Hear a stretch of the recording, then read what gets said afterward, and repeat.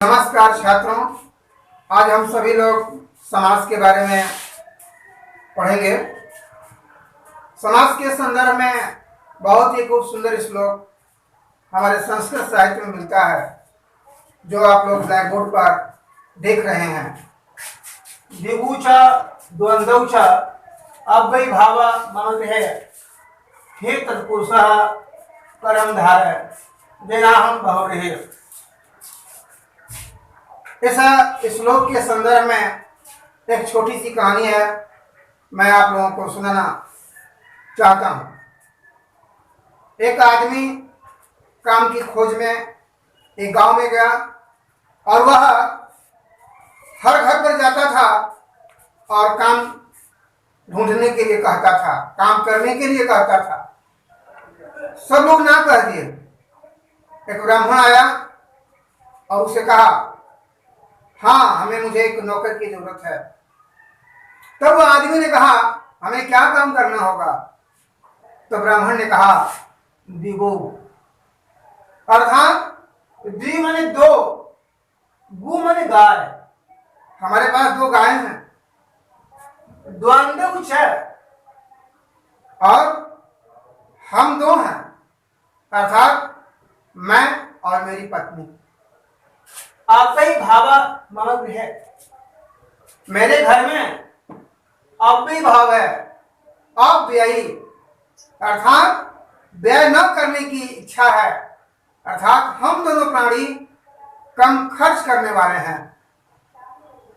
कहने का मतलब ये, वह कहना चाहता था कि दो गायें हैं, उनकी सेवा करना, द्वंद्वचा हम दो प्राणी हैं, हमारे लिए भी सेवा करना, लेकिन अव्ययभाव मम गृहे, मेरे घर में कम खर्च करने का भाव है, अर्थात आपकी तनख्वाह कम मिलेगी।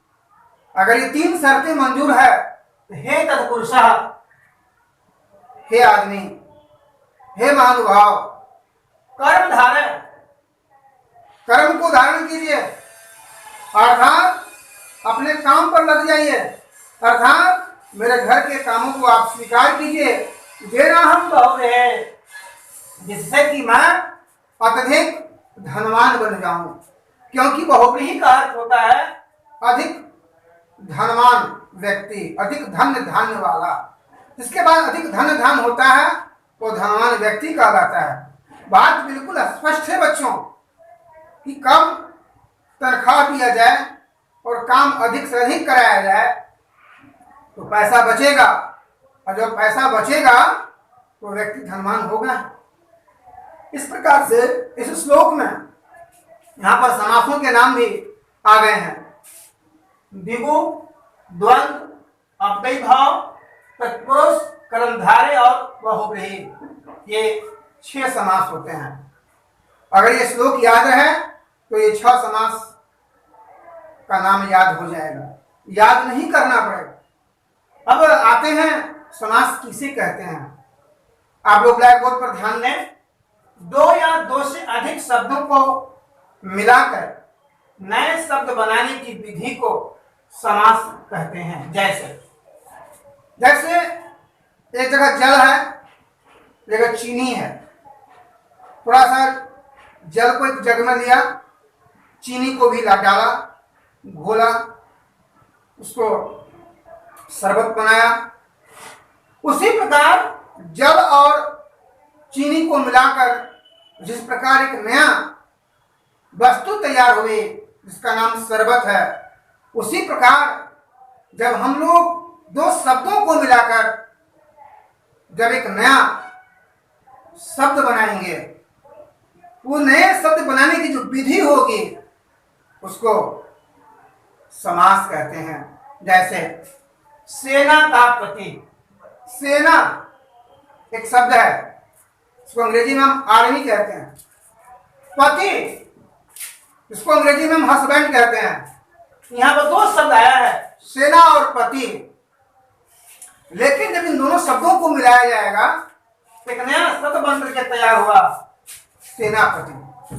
अब ये सेनापति में न वह सेनाई का महत्व है, न वह पति का महत्व है। एक नया शब्द बना सेनापति, इसका एक अलग अर्थ हुआ। दूसरा उदाहरण, गंगा का जल। गंगा एक नदी है और जल, गंगा का जल, और एक नया शब्द हुआ गंगा जल।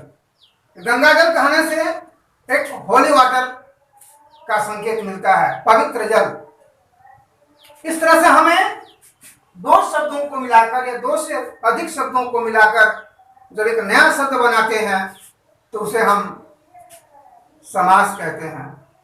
समास पढ़ने से पहले इसके बाद हम समास के अंगों को जानना बहुत जरूरी है। आइए हम समास के अंगों को जानते हैं, वो क्या है। उसके अंगों के बारे में जानना बहुत जरूरी होता है। आइए जानते हैं समास के अंग कौन कौन होते हैं। पहला अंग है समस्त पद। जब हम दो या दो से अधिक शब्दों को मिलाकर जो नया शब्द बनता है उसे हम समस्त पद कहते हैं। जैसे राजा का कुमार, इन तीन शब्दों को मिलाकर के हमने राजकुमार शब्द बनाया। जैसे कि जल और चीनी को मिलाकर के एक नया वस्तु तैयार करते हैं, शरबत, तो शरबत जो है समस्त पद है। उसी प्रकार राजा का कुमार, इन तीन शब्दों को मिलाकर जब हम एक नए शब्द की रचना किए तो हम समस्त पद कहते हैं। यहाँ पर समस्त शब्द, समस्त पद राजकुमार है। दूसरा अंग है पद। समास में दो पद होते हैं, पूर्व पद। समस्त पद के पहले शब्द को पूर्व पद कहते हैं। जैसे देखिए यहाँ श्यामपट पर देखें, राजकन्या। राजकन्या में राजा पूर्व पद है। उत्तर पद समस्त पद के दूसरे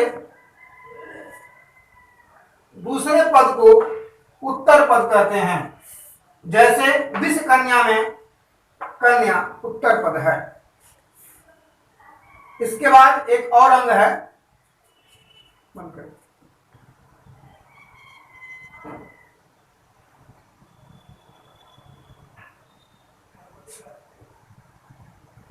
हम नहीं ना,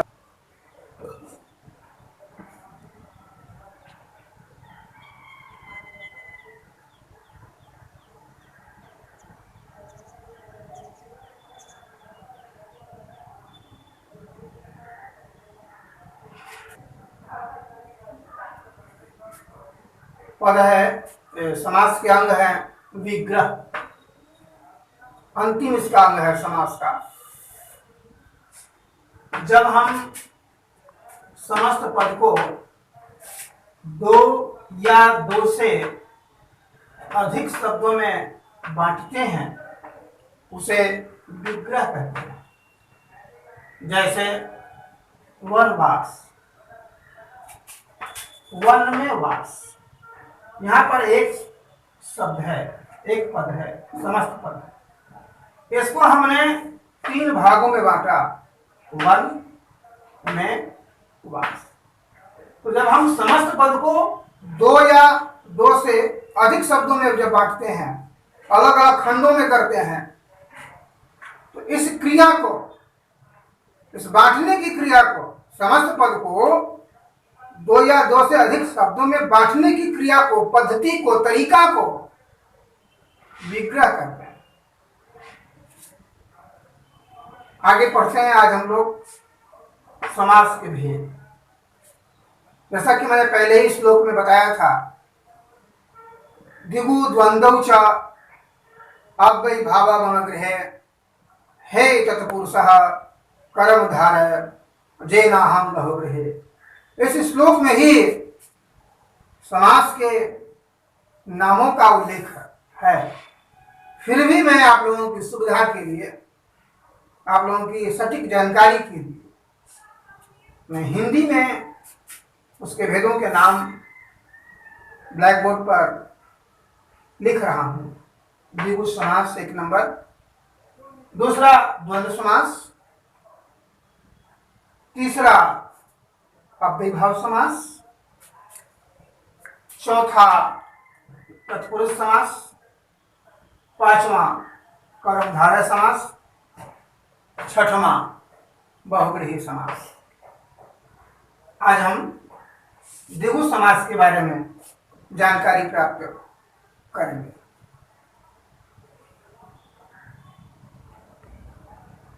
आइए हम लोग अब द्विगु समास के बारे में जानकारी प्राप्त करें, उसके बारे में अध्ययन करें कि आखिर द्विगु समास कहते हैं किसको। ध्यान दीजिए बच्चों, द्विगु समास का पहला पद यानी पूर्व पद संख्यावाची होता है, यानी संख्या को बताने वाला होता है, संख्या सूचक है। और जब हम इस समास को जब विग्रह करेंगे, विग्रह किसे कहते हैं मैंने पहले बता चुका हूं। जब विग्रह करेंगे यानी दो या दो से अधिक शब्दों में जब बांटने लगेंगे तब हम समूह शब्द का प्रयोग करेंगे। जैसे कि समास का नाम में ही इसका उदाहरण छुपा हुआ है। ध्यान दीजिए श्यामपट पर, द्वि का अर्थ होता है दो और गु का अर्थ होता है गाय। तो पहला इसका उदाहरण है द्विगु, यानी समास का नाम ही इस समास का उदाहरण है। द्विगु दो गायों का समूह। दोपहर में पहला जो पूर्व पद है वो दो है, यह संख्यावाची है। और पहर, दोपहर यानी दो पहरों का समूह। बच्चों मैं यहां पर बता देना चाहता हूं, एक दिन में 8 पहर होते हैं और 8 पहर में 24 घंटे होते हैं और एक पहर में 3 घंटे होते हैं। जब मध्याह्न होता है, जब मध्य दिवस होता है तो हम लोग उसको दोपहर कहते हैं, यानी दिन के 6 घंटे बीत गए होते हैं। क्योंकि आम साधारण लोगों के दिमाग में यही है, या सच भी है कि 12 घंटे का दिन और 12 घंटे की रात होती है। तो दोपहर यानी दो पहरों का समूह, एक पहर में 3 घंटे होते हैं। ये आपको विशेष जानकारी के लिए मैं यहाँ पर उल्लेख कर रहा हूं।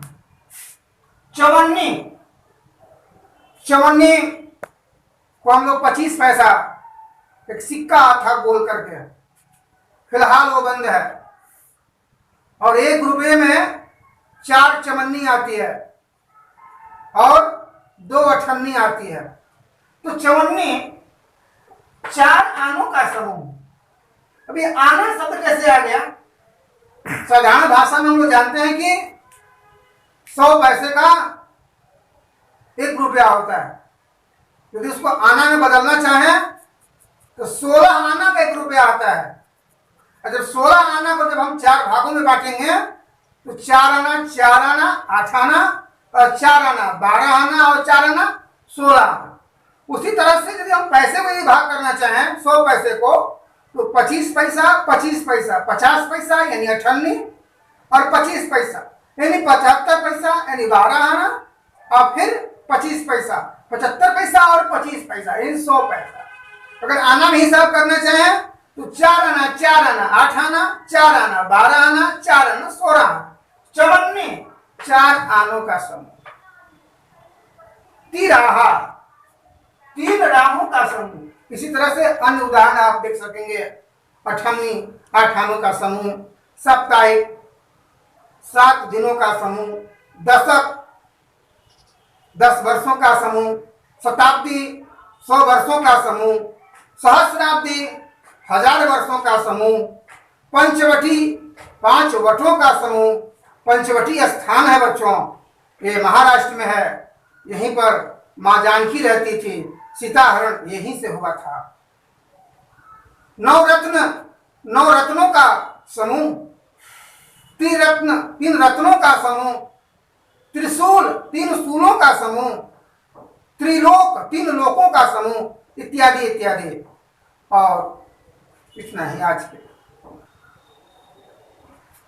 अंत में मैं यही कहना चाहता हूँ कि इस मेरे चैनल को अधिक से अधिक संख्या में सब्सक्राइब करें, अपने दोस्तों में शेयर करें, ताकि आने वाले दिनों में भविष्य में आपके लिए इससे संबंधित अच्छी से अच्छी वीडियो बनाकर मैं आपकी सेवा कर सकूं।